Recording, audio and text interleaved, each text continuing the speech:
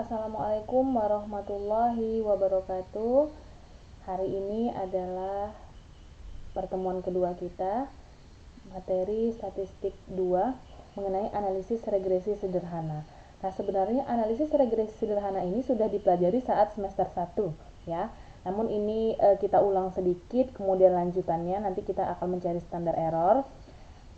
Mudah-mudahan mahasiswa lebih mudah memahami ya, karena sudah pernah di statistik 1. Oke, kita lihat dulu, kita ingat-ingat lagi pengertian dari regresi.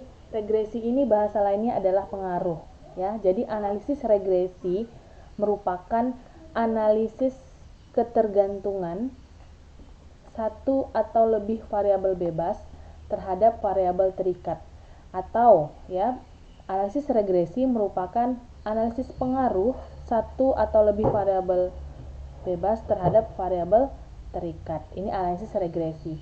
Kalau regresi sederhana berarti hanya satu aja ya, satu variabel bebas terhadap variabel terikat. Kalau regresi berganda baru lebih dari satu variabel bebasnya.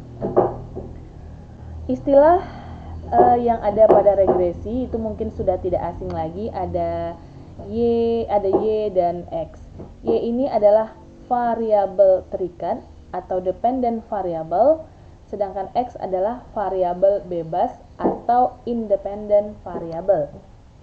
Contoh penerapan analisis regresi sederhana ya.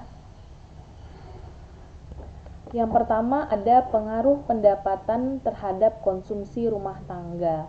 Jadi pendapatan ini adalah X-nya, variabel bebas, dan konsumsi rumah tangga adalah Y-nya ya. Jadi masalahnya adalah konsumsi rumah tangga. Ini adalah variabel terikatnya ya, variabel terikatnya konsumsi rumah tangga. Kemudian yang kedua ada pengaruh tingkat suku bunga bank terhadap harga saham. Kemudian yang ketiga pengaruh biaya periklanan terhadap volume penjualan perusahaan.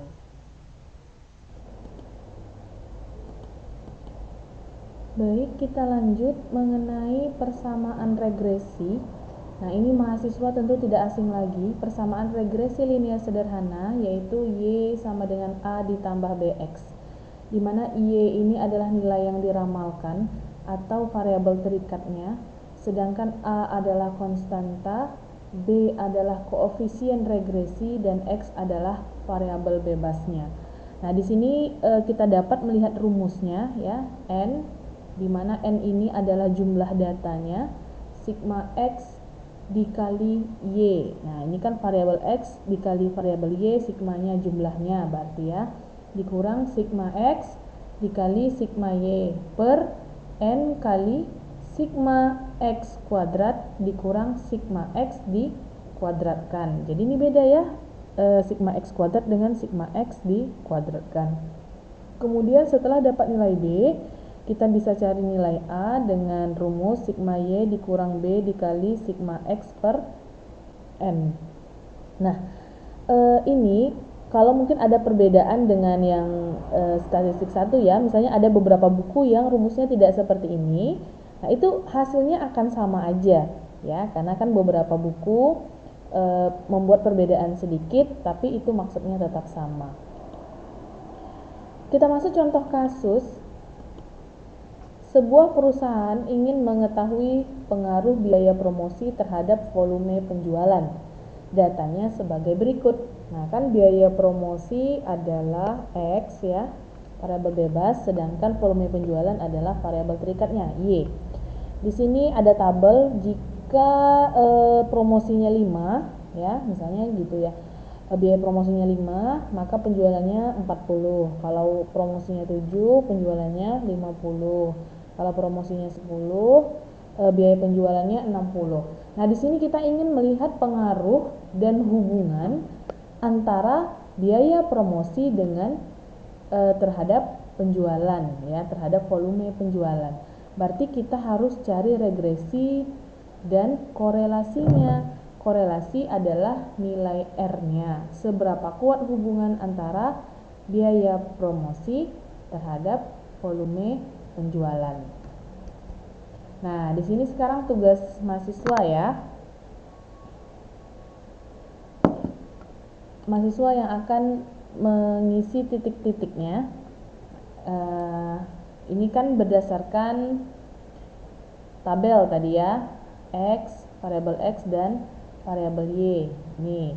Kemudian X dikali Y, berarti nih ya 5 dikali 40, 200 ya, makanya dapat 200. Silahkan mahasiswa isi sehingga jumlahnya atau sigmanya itu sekitar 9.880. Jadi kalau ibu salah tolong dikoreksi ya.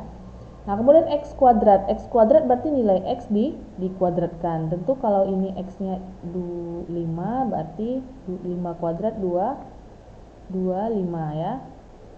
Kemudian Y kuadrat, nah 40 kuadrat berarti 1600. Oke, silahkan diisi dan dijumlahkan. Ini nanti sigma X-nya berapa, sigma Y-nya berapa, sigma XY ini sudah dapat ya. Jadi ini tolong diisi, dikerjakan latihannya. Baru kita bisa mencari nilai A dan B. Nah, dari sini tadi N-nya berapa? Nah, N-nya adalah jumlah datanya tadi ya, 8 kalau tidak salah Ibu.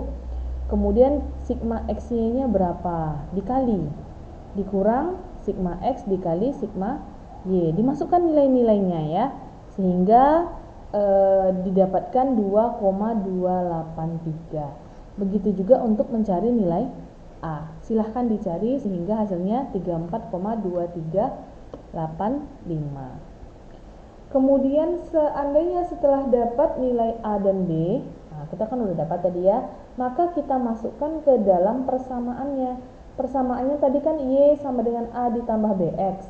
Maka Y sama dengan A-nya 34,239 tambah B-nya 2,283X. Nah, yang paling penting adalah kita harus mengetahui interpretasinya atau apa maksud dari angka-angka ini. Nah, sekarang kita lihat B. Jika B-nya 2,283, ini ya nilai B itu kan 2,283, apa artinya? Nah, jika biaya promosi dinaikkan sebesar Rp1, X biaya promosi itu kan X ya. Jika dinaikkan sebesar Rp1, maka rata-rata volume penjualan akan naik sebesar 2,283. Jadi kita anggap nih kalau dinaikkan sebesar Rp1, ini X ini kita 1 dikali dengan 2,283. Kemudian kalau kita lihat lagi nilai A, nih ya, 34,239 itu adalah nilai A. Berarti, nah, apa artinya? Jika tidak ada biaya promosi, nah, kita anggap X-nya sama dengan 0, maka rata-rata volume penjualan sebesar 34,239. Nah, itu untuk interpretasi dari konstanta dan koefisien. Kita lanjut. Setelah kita dapatkan persamaannya, kita mencari besarnya penyimpangan. Jadi kita lambangkan dengan SE, Standard Error of Estimate. Kita lambangkan dengan SE, di mana rumusnya akar dari sigma Y dikurang Y topi. Nah ya, kenapa Y topi? Karena Y topi itu adalah Y yang diramalkan, kemudian dikuadratkan per N kurang 2. Nah, jadi untuk mencari besarnya penyimpangan, maka kita harus mencari nilai Y topinya dan Y dikurang Y topinya dikuadratkan. Di sini Ibu sudah sediakan tabel, silahkan mahasiswa mengisi. Nah, kita kan sudah dapat persamaannya tadi ya. Ini nilai X, kemudian ini nilai variabel Y, kemudian ini untuk mencari Y topinya, tadi ini kan 34,283 ditambah 2,283X. Nah, untuk mendapatkan angka 45,6535 ini kita masukkan ke dalam rumus Y.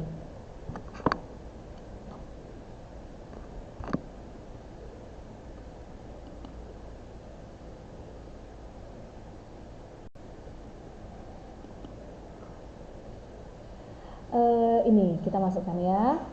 Y sama dengan Y topi ya. Ini ada atau Y yang diramalkan sama dengan 34,2835 ditambah 2,283. X-nya kita masukkan yang ini. Nah, nih 5. Maka ini dikalikan dulu ya. Jadi dikalikan dulu baru ditambahkan. Ingat prinsip waktu kita sekolah dasar, kabataku kali bagi tambah kurang. Jadi harus dikalikan dulu baru dijumlahkan. Kalikan dulu 2,283 ini dengan 5 baru dijumlahkan dengan 34. Maka hasilnya adalah 45,6535. Nah, sebenarnya kita 3 angka di belakang koma saja sudah cukup akurat ya. Nah, setelah dapat nilai Y topinya, maka kita harus mencari nilai Y dikurang Y topi. Y-nya apa? 40. Dikurang dengan Y topinya 45. Maka hasilnya adalah 5,6535. Sebenarnya ini kan hasilnya negatif ya, karena kan yang kita butuhkan adalah Y dikurang Y topi tapi dikuadratkan. Maka kita abaikan, boleh kita abaikan, atau kalau kita kuadratkan juga nilai negatifnya akan hilang. Jika 5,65 ini dikuadratkan, maka hasilnya adalah 31,9621. Nah, silahkan mahasiswa cari sampai akhir dan kita butuh sigmanya. Nah, sigmanya itu lebih kurang 62,16. Ini 2 angka di belakang koma ya. Bagusnya 3 angka di belakang koma. Nanti setelah dapat, ini kan kita udah dapat nih sebenarnya nih. Silahkan masukkan ke dalam rumus yang ini. Nah, kita masukkan ke dalam rumus SE sehingga didapat SE-nya. Nanti mahasiswa cari ya. Sehingga didapat SE-nya adalah 3,19. Apa artinya atau apa interpretasi dari 3,219 ini? Itu artinya rata-rata volume penjualan yang sebenarnya akan menyimpang dari yang diramalkan ya, sebesar 3.000 atau 3,29 rupiah. Nah, ini kan karena angkanya kecil-kecil makanya kita berkoma. Ibu rasa pertemuan kita hari ini cukup sampai di sini. Mudah-mudahan bisa dipahami. Nanti pertemuan minggu depan kita masih regresi linear sederhana. Silahkan baca-baca lagi ya. Ini sambungannya untuk minggu depan. Terima kasih, dikerjakan tugasnya.